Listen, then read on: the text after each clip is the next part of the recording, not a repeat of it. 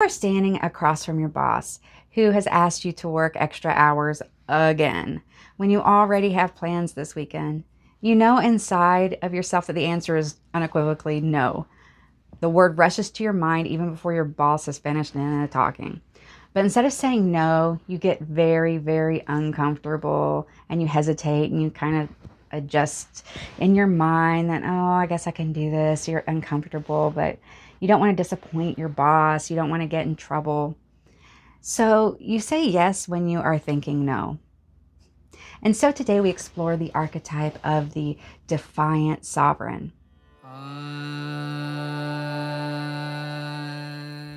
Last week we stepped into the ancient Greek myth of Prometheus, the titan who stole fire from the gods and gave it to humanity, knowing full well the cost would be eternal pain, to be chained to a cliffside, his liver consumed by an eagle daily.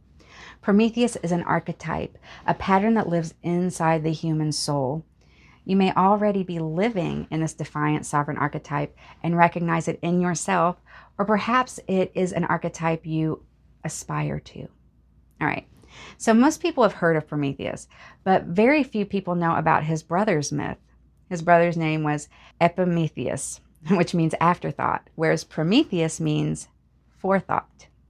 When Zeus, furious at the theft of fire, decided to punish the world along with Prometheus, he sent Pandora, a woman fashioned by the gods themselves. She was given every gift, every grace, every quality that would make her impossible to refuse. And she was sent with a sealed jar, often called a box, and instructed that it must never, ever be opened.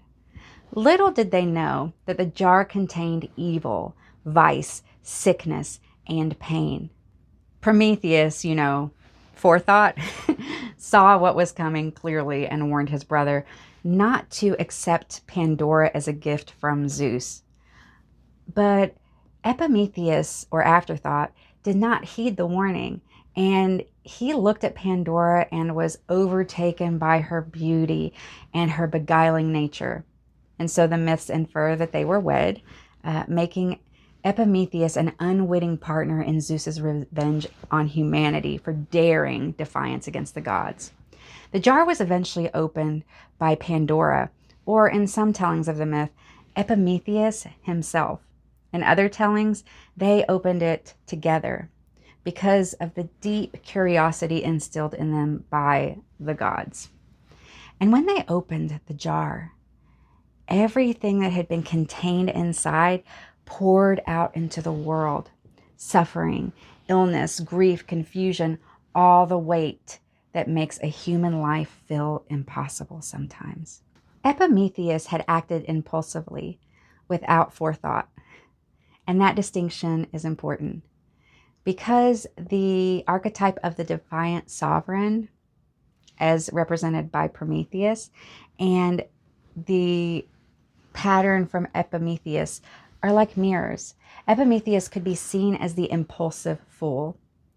You can find the defiant sovereign, or Prometheus, in very real places if you look closely enough.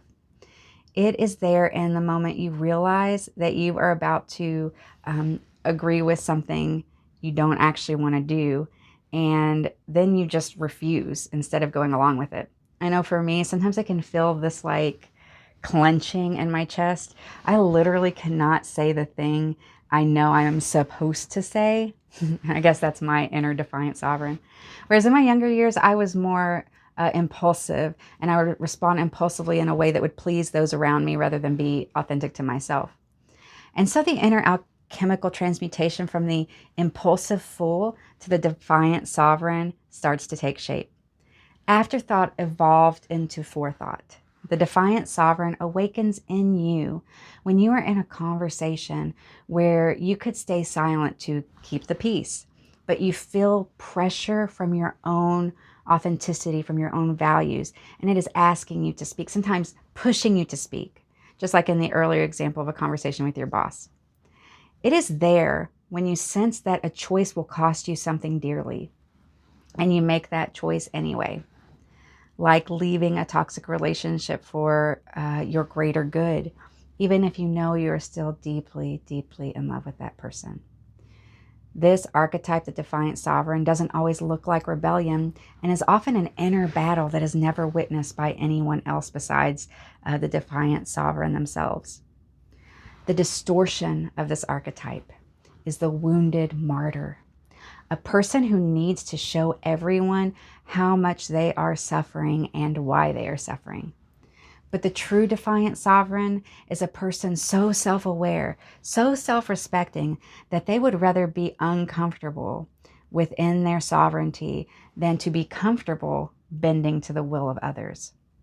Your inner Defiant Sovereign knows your inner fire does not belong to anyone else, and that you can remain internally aligned even when the external world applies pressure to conform, shrink, or betray yourself. Sadly, most of us learned very early that expressing this part of ourselves came with severe consequences.